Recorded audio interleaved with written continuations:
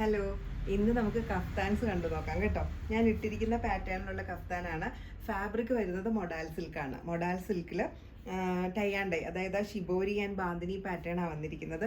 Neck ഒരു V neck പാറ്റേണിലാണ് കേട്ടോ ചെയ്തിരിക്കുന്നത്.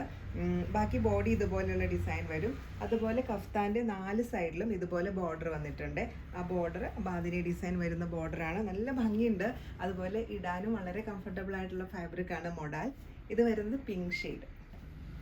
ഇതുപോലെയാണ് കേട്ടോ ഇതിൻ്റെ ഫാബ്രിക് വരുന്നത്. ഹാൻഡ് ഡൈ ചെയ്ത ബാന്തിനി ഡിസൈൻ ചെയ്ത് ഷ്രിങ്ക് ആയിട്ടാണ് കേട്ടോ ഇത് വരുന്നത്. പിന്നെ നമ്മൾ റോൾ പ്രസ് ചെയ്ത് കഴിയുമ്പോഴാണ് ഞാൻ ഇട്ടിരിക്കുന്ന ഈ പാറ്റേണിൽ വരുന്നത്. ഇത് വരുന്നത് നല്ല ഭംഗിയുള്ള ഡാർക്ക് പിങ്ക് ആണേ. ഇത് കണ്ടോ.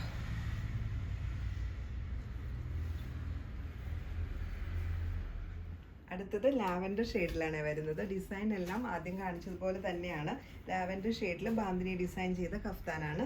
ഇതിനും അതേ ആ ഒരു ഇതിൽ ഓവർലാപ്പ് വി പാറ്റേൺ ആണ് കേട്ടോ നെക്ക് ചെയ്തിരിക്കുന്നത്. ആ നെക്ക് പാറ്റേണിൽ ഒരു വി ഡിസൈനാണ് ഇതിലും വന്നിരിക്കുന്നത്.